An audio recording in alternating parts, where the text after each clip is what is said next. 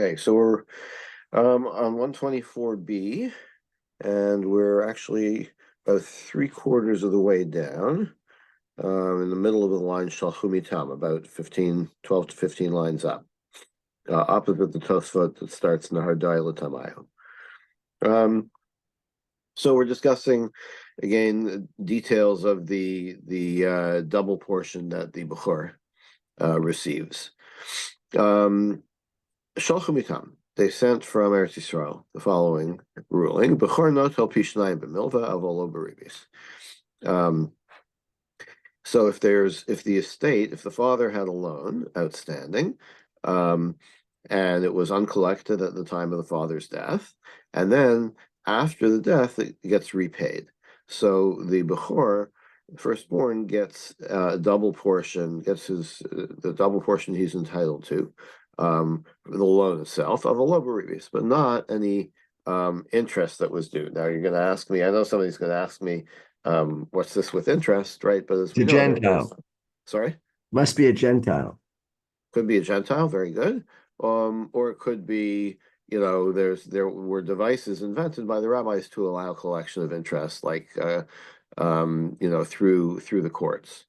But yeah, Gentile is a very good answer. So the Bechor doesn't get a double portion in the interest that's paid after the death of the father. Laman, according to who is this? Ilem Rabbanan.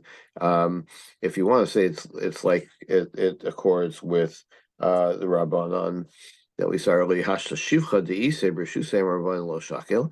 Like the rabbis say that if the estate increases in value of its own, right? Market conditions or whatever, it increases in value after the death of the father. The Bechor doesn't get a double portion in the extra value. So milva mabai. So alone, it seems like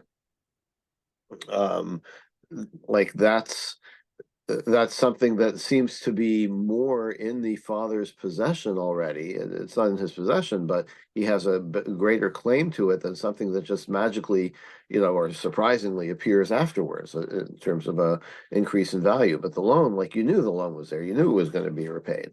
So if the rabbis say that the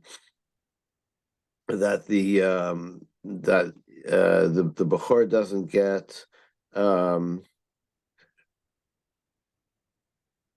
sorry, I'm taking the wrong perspective. The rabbis say that he doesn't get the increase in value, but that's like the field or whatever the property is already held by the father or by the estate, right? So you would think the Bechor has more reason to be entitled to a double portion, but the rabbis say no. So certainly a loan which is held outside the estate and then comes into the estate after the death, certainly the rabbis would say the Bechor doesn't get that. Elul Rebbe. So it must be that we're going according to Rebbe.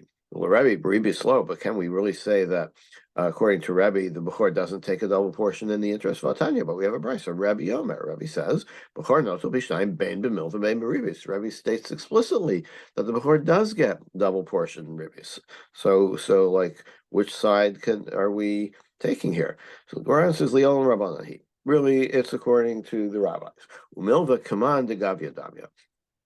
Why would they say that an increase in value the Bechor doesn't get, but the loan, the Bechor does get the double portion? Because the loan, when the father dies, it's considered part of his assets, right? The money owed to the estate, it's already as if it were there already, and that's why, so if that's Rebbe's position, that can explain why he would say that the Bechor gets the double portion in the interest.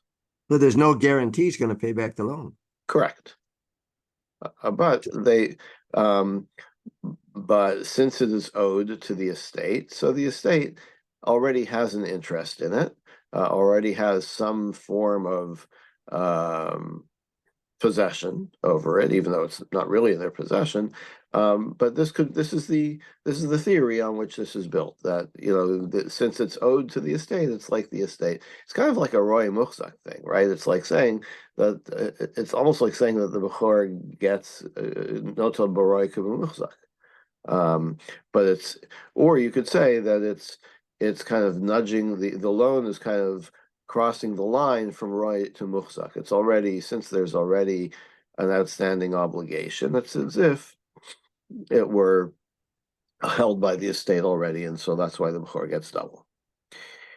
Would this enter the account? I mean, we often have this discussion of Devar Shelo Ba'olam. So Right. right. So the loan, even though it was established before, but the money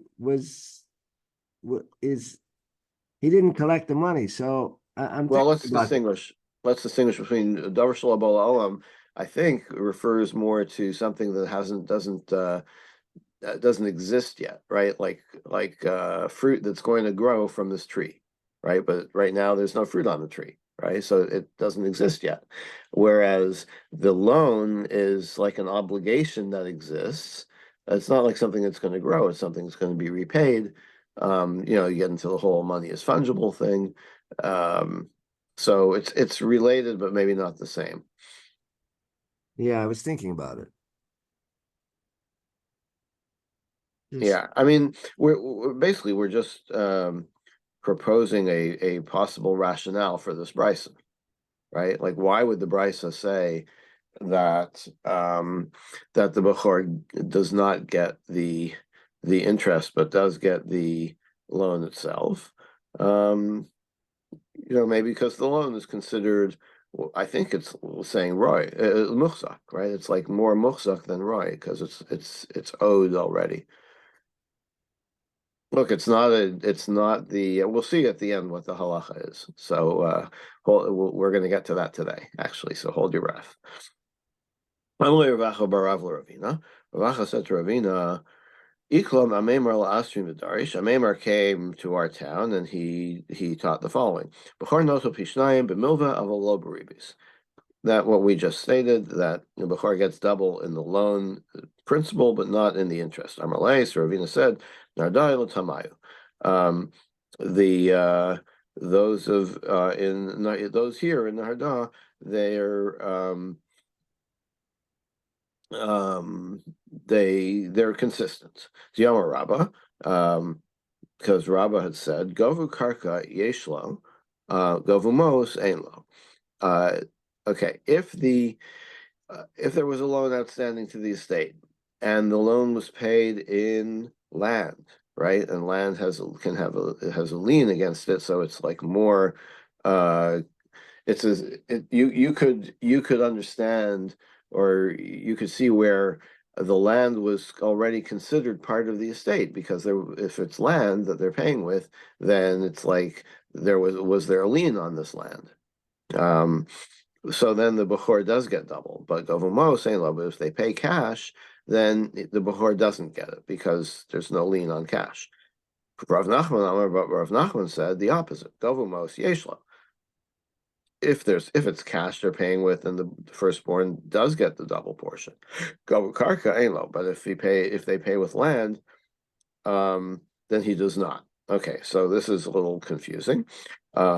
Let's see if the Gemara is going to try and understand these views. Neither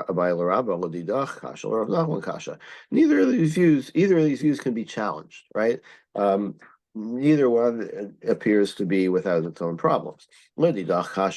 According to you, we have this question. Mashnamos, what's the why? Mashnamos below. Why would you say you don't get the double portion from cash? The lav hanimos shavakavon, because it's not like there was no connection from the estate to this bundle of cash, right? It's something that came into the picture once it was paid back after the father was already dead.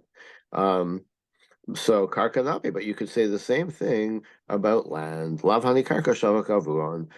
This is clearly a case where there was no actual lien, right? Or no, there could have been a lien, but the the lien is released no matter how you pay. Now, I didn't have to pay with the borrower didn't have to pay with the specific land that had the lien on it. He has the choice. He could pay cash. He could pay with another parcel of land, right? So it's not necessarily the case that this land that he paid with was connected to the loan. If you're saying, excuse me, if you're saying that there was no previous connection between this bundle of cash and the loan, you could, and the father's estate, you could say the same thing about whatever land that they're paying with, right? That there was no particular connection between this lot of land, this parcel of land, and the father's estate. It only became his once the borrower said, okay, I'm using this land to pay you back. So it's the same as cash. So why would you make a distinction? The ode, and furthermore, Mar, you yourself said, Misaber Tamad Arava. I'm Is it gonna talking about the borrowers or talking about what the father left them, honey? Well, Shavak Avuhon, their father designated this piece of land or this piece of money or this amount of money. So, no saying that if the money comes into the estate as a loan repayment after the father's death, this isn't the money that the father left. Like this bundle of cash right. came afterwards. It's not what the father, and the father didn't leave this specific land either. Exactly right. So why would you make a distinction between money and land? And furthermore, Ha'amar, you already said Misaber Tamadim Marava. The now here the Gemara is referring to a case that it's going to expand upon at the bottom of the summit and on the next summit. Okay, but the case is, as we will see, a man um, has a daughter and he has a grandmother. Okay, and he has land. And when he distributes his assets before his death, he says, I want the land to go to my grandmother. My grandmother's old, she needs the income, whatever. Okay, but after the grandmother dies, it doesn't go to her heirs, it goes to my heirs. And I have a daughter. Okay, so it first goes to the grandmother and then to the daughter, right? Now, who has an interest in the daughter's property? The daughter's husband, right? What happens if the man dies? The property goes to the grandmother. Then his daughter dies. Okay, so his son-in-law is no longer his son-in-law, right? And then the grandmother dies. Who does the son-in-law have an interest in the property, right? So the ruling was in Eretz Yisrael that no, once the daughter dies and she has not yet inherited the property, the husband loses his interest, right? Because he's no longer married into the family, right? And here's the proof. You got the case? But I thought we learned earlier that if the daughter uh has this property, she inherits herself, right? It Right. doesn't go to Right. it's But separate from the husband. the If complicating she factor, inherits something from his side after he died, well, wait a minute, no, she dies first now. Okay, so yeah, the complicating factor is that she hasn't yet inherited it, right? At the time of her death, it still belongs to the grandmother, right? So it's not in her estate yet. And so her husband, according to this, doesn't get to inherit it. it's not muhsak. Yeah, right. Yeah, I guess you could say it that way. Yeah, it's not Muxak, it's Roy. But once she dies, it's not even Roy anymore, right? Once she dies, she can't inherit. Right. So it's even worse than Roy, I would say. Okay, so what's the ruling there? That the daughter doesn't get it, or the husband, the son-in-law doesn't get it. And here's the proof: the Kadim Safta V'Zavna Zvinos Vine. What happened? Let's say the daughter didn't die. Okay, daughter's still around, grandmother's still around. The grandmother has the inheritance, right? And she sells it, right? So now, if she has the right to sell it, so that proves that the daughter has no interest in it, right? Because she can't protest the sale, right? The daughter has no interest until the death of the grandmother, right? And so if the daughter dies while still having no interest in it, the husband has nothing, right? His husband's got nothing to say because now he has no more connection to the grandmother. So if the grandmother had sold it, it would have been a good sale. That's a proof that the son-in-law doesn't have loses his interest in it. Okay, because so so if that's the case, That's before the daughter died? if she had the grandmother had the right to sell it at any time, even before the daughter died.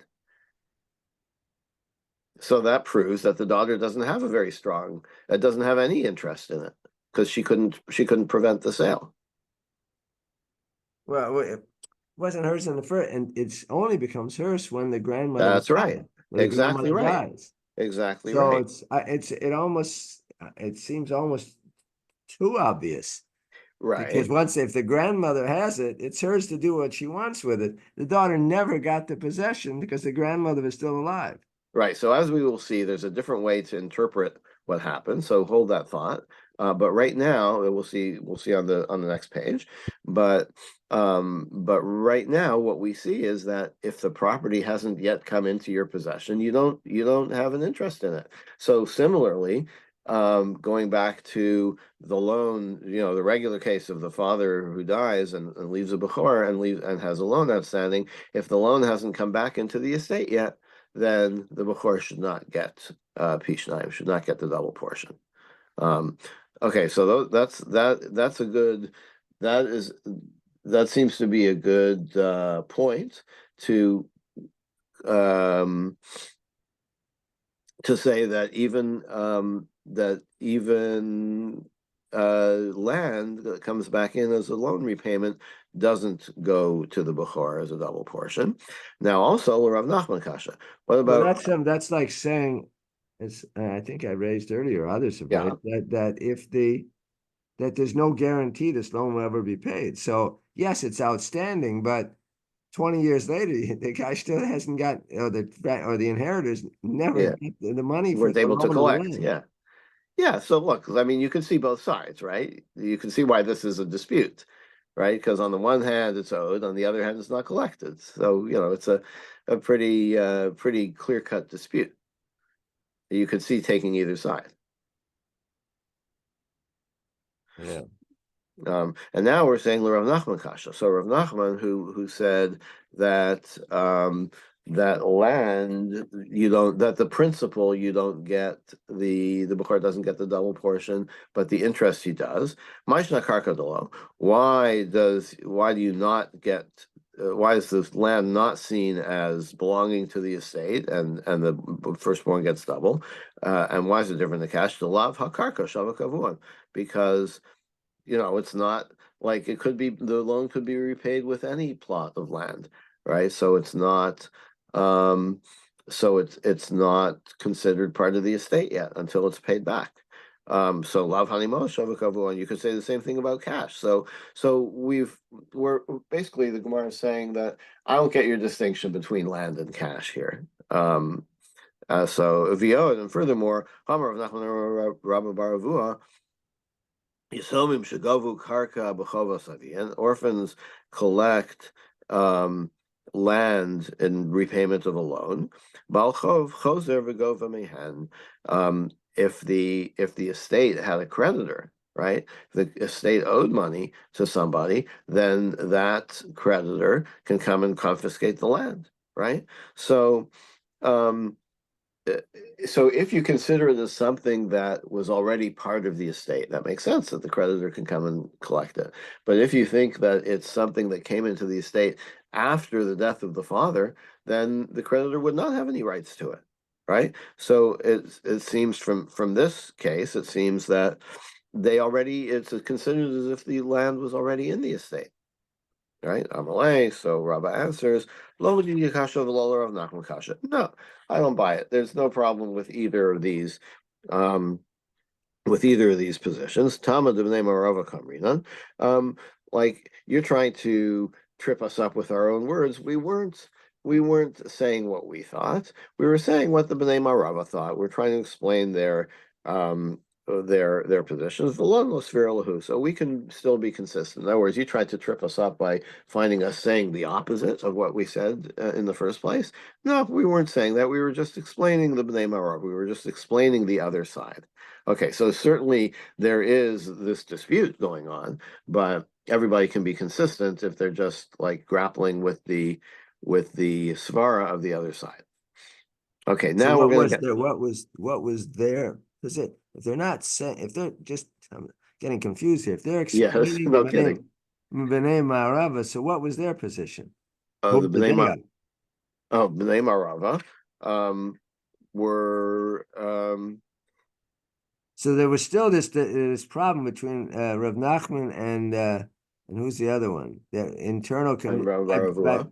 Avua by Bnei Ma'arava. So this Yeah, group so was explained. when one said that the Bukhari gets a double portion in land, and the other said that the Bukhari gets a double portion in cash, they weren't saying it of their own opinions. They were just saying it, explaining the Bnei Marava, but they had different opinions. So certainly there's still a dispute here, right? It's unclear, and as I said, we'll see at the end of today what the conclusion is. But everybody has a reasonable, argument to support their position in the dispute. Now we're just trying to trip everybody up and see if they're consistent with Well, their position. what was their opinion? If they were explaining Bnei Ma'arava, what was their opinion? Oh, so that's what one held that land that the one held that land does the Bechor does get double portion, but cash not, and the other held the opposite.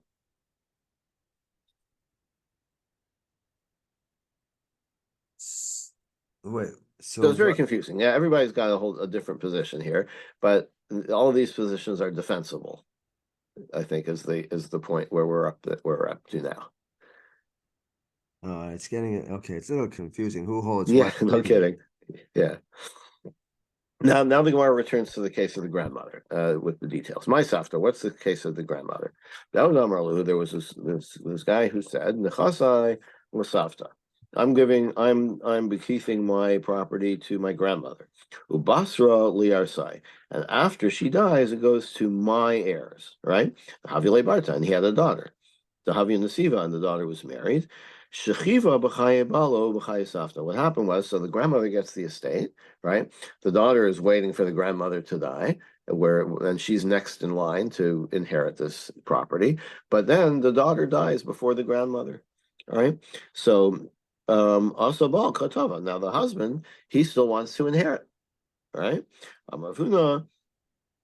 So Rav Huna says liyarse when he said my heirs vafilu liyarse yarse, even my grand heirs, like the heirs of my heirs, is so. In other words, Rav Huna is interpreting his bequest as saying first it goes to my grandmother, and then it goes to my heirs, and to the and so on down the line to their heirs, right? So even though the daughter died, the original condition, according to Rav Huna, implies that her heir, meaning her husband, still is in line to receive this property, according to the original bequest. Okay, so this is what you were asking before, Ken, right?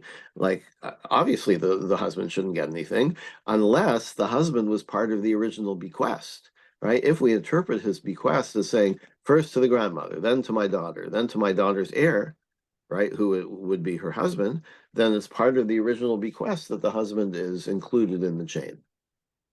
Okay.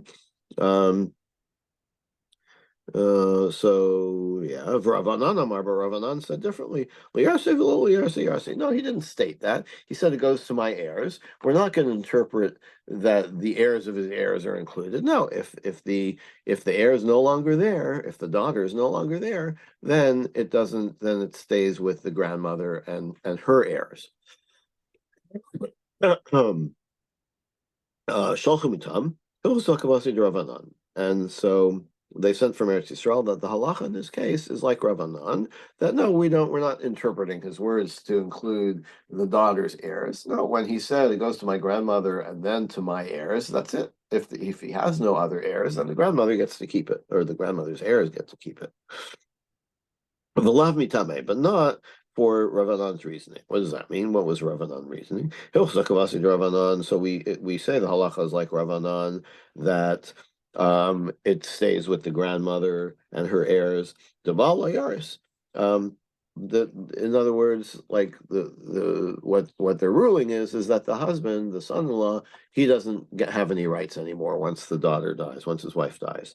The love mitame, but what's the reasoning? Ravanan, Sava Ravanan's reasoning was Afagav Dahavale Bra Labarte, right? Ravanan says even if let's say the daughter, in addition to having a husband, had a son, right? Um, so Lo Yaris, then the grandson, then the daughter's son would not inherit, according to Rabbanan, because his mother was no longer there, and so the chain is broken. Velohi, but that's not the case. Dilu Havale Barala Barte, Vana Yaris. Actually, we're saying not like Rabbanan, right? When we say the halacha is that the son-in-law doesn't get to inherit, but a son of the daughter would get to inherit. Um, um, and ubal hainu tamid lawyers, why not the husband? Then mishum dahavale roy ve'nabal notable roy kivim muchzak, because this property is considered roy and not muchzak, and so a descendant would inherit roy, but a husband does not inherit roy. So that's the reason for Ravanan, that this is only roy, not muhzak. So really, there is an inheritance continuing through the daughter's line, but the husband doesn't get to partake of it because his rules of inheritance are weaker, right? Einabal noto baroy kuvim muhzak. Okay, so that was Rav Anan, but what about Rav Huna? So Rav Huna says that the Baal does get. Michlal de Rav Huna savar Baal notel baroy kavamufsak. Does that mean that that's Rav Huna's position, that the husband does inherit even roy? That's that seems to be a rule that's not disputed. So how come Rav Huna is taking the opposite position? Or Belazar, there was a niftach b'gdolim, nistayim b'ktanim. Like you're questioning Rav Huna. Rav Huna was a great man. You're asking about him, but he's not here to explain himself. But I, who humbly, Rabbi Lazar humbly calls himself a katan, he's not a great as Rav Huna. I can explain it. Because kol ha'omer acharecha ka'omer me'achshav damei. This is why Rav Huna says that the husband does inherit, not because it's considered, not because the Baal has an interest in Roy, but because when this bequest was made, it's as if the ownership was already transferred. So what he's saying is that this strange kind of bequest, at first it goes to the grandmother and then to the daughter. Really, what's happening is, according to Rav Huna, really it's already owned by the daughter. However, the grandmother gets to enjoy the use of the property as long as she's alive. But it's already owned as if it were owned, perhaps, or it's already owned by the daughter. In that case, it's muhzak, right? And the husband does get it. That's why Rav Huna says the husband does get it, because he understands the terms of the bequest, not that the grandmother is really the inheritor. Really, the daughter is the inheritor. She already owns the property. However, there's a condition that the grandmother gets to use it until her death. And that's why the husband, even after the daughter dies, the husband inherits that interest, because it's muhzak, right? It's something that she owns already. So the question between Rav Huna and Rav Anan is, does the daughter really own it already, or is she still waiting to get it upon the grandmother's death? See? Yeah, I follow that. A question though I have is he allowed to stipulate that his property is inherited by his grandmother? Didn't I mean we learned earlier the rules of inheritance. If a person Right. Okay. ain't no Correct. ben, it goes to the bat. So how can he? And then the grandfather, and then the grandson, and then the uncles, and whatever it was. I don't even. But how can he? Okay. And how can he preempt his daughter by giving it to the grandmother? Okay, because what we must be talking about here, it's a good question. What we must be talking about here is a bequest of a shchiv merah, right? So recall that if someone is on his deathbed and he distributes his property, that is effective upon his death. So it's a way to preempt the usual rules of inheritance. So you're right. Ordinarily, the grandmother would be out in the cold, right? She has no claim. But if he made this bequest, which he's allowed to do on his deathbed, then we have to follow that. Uh-huh. Um, All right. okay. And now, as we saw before, Amar Rava, Rava says, "Misabra Tavad de Marava." Um, we it makes more sense to go with those of Eretz Yisrael that the husband does not have an interest. The kadim safta zabna, because if the grandmother had sold the lands, vina's vina, right? So it can't be. It doesn't make sense to say that the daughter is already the owner of the land. If so, she could prevent this grandmother from selling it. The fact that everyone agrees that the grandmother could have sold the land means that really the grandmother owns it, and the daughter is just waiting in line. If the grandmother dies, then she'll get it, but she doesn't have it yet. So that supports the Bnei Marava and not Rav Huna. Amarav Papa, Hilchasa. Here's the conclusions of the last several pages. Ein habal no tel baroy kevimuchsa.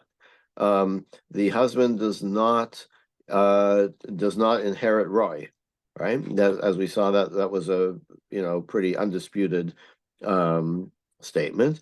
Ve'ein habachor notel baroy kevimuchsa, and the bachor also does not get roy. So the double portion is something that hasn't yet come into the estate, but is owed to the estate. Ve'ein habachor notel pishnayim b'milva, and if there's a loan that comes into the estate, repayment comes into the estate after the death of the father, the bechor does not get double. Bein shegova karka, bein shegova mos, regardless of whether it's land or money, cash. Umilve she'imo, and here's I'm not sure if we dealt with this yet, but let's say there's a special case of a loan where the firstborn, the Bechor, had borrowed money from the father, and now he owes it to the estate, right? Does he get a double portion of it once it's returned to the estate or not, He right? borrowed money from he borrowed money from the father? He borrowed in the father's lifetime, he borrowed money from the father, okay?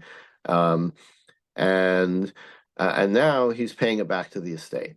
Does he get, and so when it comes back into the estate, does he, um, in that case, does he have a special, um, is this a special case? Uh, does he get double?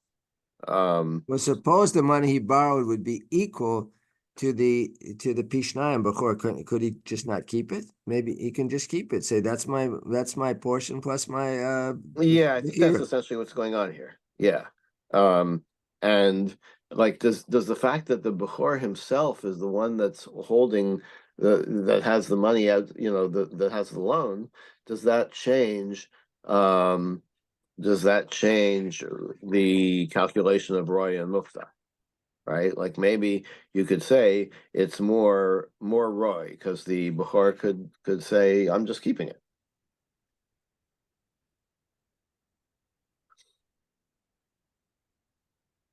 Is that more Roy or more Um, Muksa? He's keeping it. He has it in his hands. yeah, yeah. Or these words not even apply Ah, here. Roy he and wants Muksa. it. Well, yeah. According to the note here, the Bechor wants it to be considered muhsak. Really, we say the loan is usually considered roy, right? And so the Bechor doesn't get a double portion. But here, the Bechor paradoxically wants it to be muhsak. In other words, he wants to say that, you know what, my interest in this money or my ownership of this money is so weak, um, that it's like we could consider it already paid back. Right, we can consider it muhsak. And why would he do that? Because he benefits. If it's roy, he only gets one portion of it once it's returned to the estate. If it's muhsak, he gets a double portion. So can he say, you know what, like the obligation for me to pay this back is considered stronger, right? Like I always considered this as if it were paid back already, right? As if it were, you know, the estate has a very strong claim on it, and paradoxically, that would give him more of an interest in it. Um, so what's the ruling? Polgate. So we're unsure. So they'll split the double portion. In other words, we're not sure if the Bechor gets a double portion from this or not, so he'll take half the double portion, and the other half of the double portion will be split by the other heirs. What difference would it make if he were to keep it or return it? If he returns it and now it's part of the estate, wouldn't he get, and we consider it part of the estate? Oh, the question, then he's Right? That's entitled to exactly the two question. portions. Exactly. Right. But unless we, oh, maybe if we consider it part of the estate, but if we don't consider it part of the estate, Yeah. then maybe he's not entitled to it. Right. That Well, he's entitled to a regular portion, but not a regular double portion, portion. right? Yeah. Interesting, right? Uh-huh. So what then if we say we split it, so what does that mean? He gets 1.5? Yeah, something like that. Yeah, they'll take the double portion. Let's say it's $100, right? And there's I don't know, two other brothers. So he should have gotten 50, but now he Right. gets 37.5 or something. Exactly. Right. And the other brothers get 25 plus 12 and a half. No, wait a minute. He gets 25 and half of oh yeah, and the other brothers, each one gets their 25 plus half of half of 12 and a half, 6 and a quarter, Okay. right? Because there's 1/4 of this that's being split between half goes to the firstborn and the rest goes to the others, and if there are two of them, they have to split that other half of the quarter. Okay, we'll stop here for today. But you just Pick up tomorrow. in the just the previous line before we said that when we say the Hilchasa ain't about note b'grui kibbamuchzak, but Right. that's only one opinion, right? No, Isn't it? Hilchasad. No, we're saying Hilchasad. Now this is where we come down on the rule on the final ruling. But right, but we didn't. But we had a dispute whether that's really Right. Rui or Kemuchzak. If we Right. thought that it belonged to the daughter, according to one opinion, then it was Kemuchzak, right? That it was already in her possession. Kilo. Oh, okay. So we're not yet. So we decided that case by saying that we can Well, the see. grandmother could sell it. Right. Right. Now the Hilchasad statement here is like looking back on the last few sections we had, saying, so where do we what do we decide about Roy and Muksak? That Ena Bechor no tell Roy Muksak. The Bechor does not get the double portion in Roy. So it's considered Roy because the grandmother could sell it, and then he has no claim to it, right? Right. In the grandmother case, yes, that's right. So it's not it's really never considered. And according bottom line is it's never considered Rui. I mean, I'm sorry, Yes. never considered Muksak in his case. It's always been Rui, and therefore he Yes. can't get it. Correct. Oh, okay. Very good. Okay, that It was gets a fun. bit, some of these things were a bit confusing, the whose side A which. little, yeah. Okay. All right. We'll see you tomorrow. Okay, good, very good.